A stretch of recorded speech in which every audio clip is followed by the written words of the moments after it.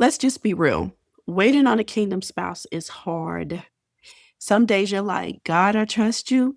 And other days you're like, why is it taking so long? And don't let someone you know get a boyfriend, get engaged, or get married. That starts your whole faith journey all over again of wondering, when will it be your turn? And how do I know this? I know because before I got married, I was her. I was you, having seasons of being faithful and trusting God just to wake up in another season of doubt and feeling like time was running out for me, and even thinking of throwing away the whole desire of getting married and having a family. But if you're tired of waiting on your kingdom spouse today, I want to just sit and chat with you as your close friend, your big sis, or just someone who has been where you are and understands your pain. I didn't get married until I was 34. And although some of you may be older than that right now and still waiting, the process and solution that I'm going to give you to this hard season in your life applies no matter your age. The same God that saved you, helped you, and blessed you in your past is the same God right now. I'm not going to give you a quick fix that will take away all of the troubles of waiting, but I am going to be honest with you and share what God told me to share with you.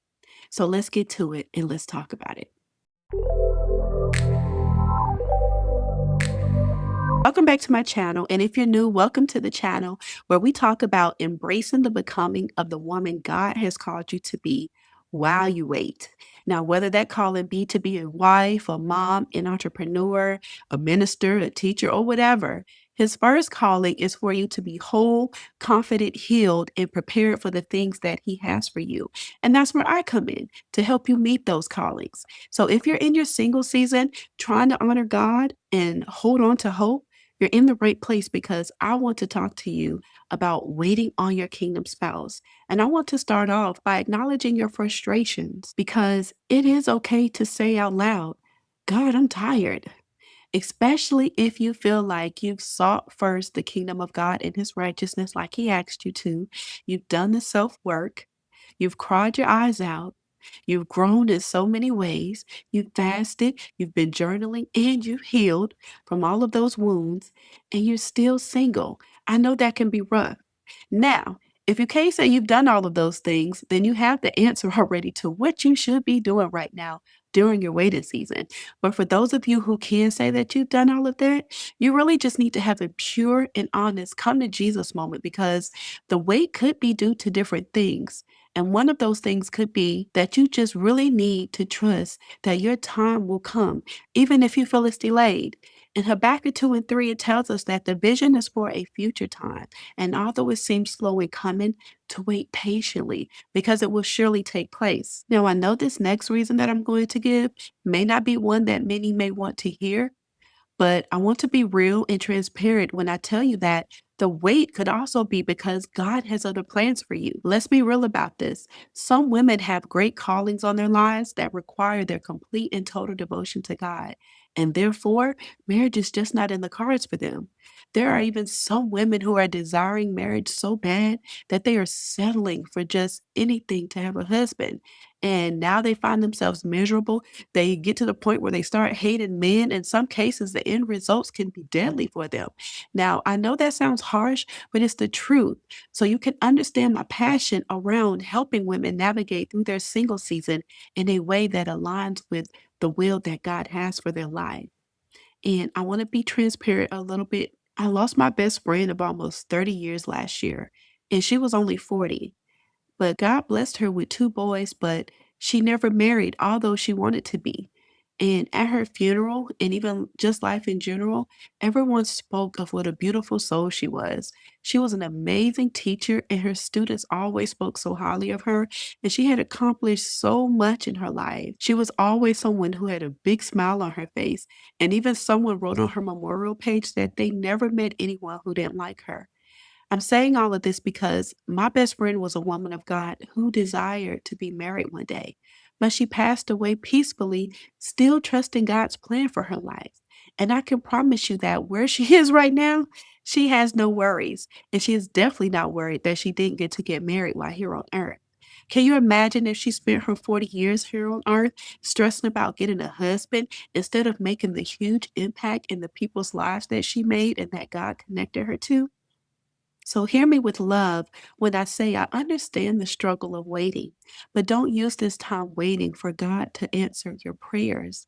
I like to say that anytime you're in a waiting season, it's also your training ground because just like when you're training, your wait isn't about passively sitting still. And if you're in that place of sitting still or wondering what are God's plans for you, then you need to grab a copy of my 30-day devotional, Faithfully Becoming Her, and not as some guide to marriage, but as a daily guide to stay rooted, hopeful, and confident while you're in your becoming season. I'll leave the link below in the description box and the comment section. Now, I know that part was a little heavy, so I do want to give you 3 things that will actually help you to keep holding on while you're in your waiting season or your training ground. And that first thing is to remember the things you've prayed for. There are things that you have right now that you prayed for before, whether it be the job you have, the car you have, the healing you received, or maybe it's the peace you have. Maybe it's your right state of mind and good health that you have right now that you prayed for. No matter what it is, there is something that you prayed for and God answered it and gave it to you. So use that to help minimize your impatience right now. Use that to grow your faith right now. And remember, God was, is, and will continue to answer your prayers, just not always in the order or time that we expect Him to. The second thing I want you to remember is that God is not a respecter of person. When you see another woman thriving in her season of love, or you know another woman getting engaged or married, celebrate with her.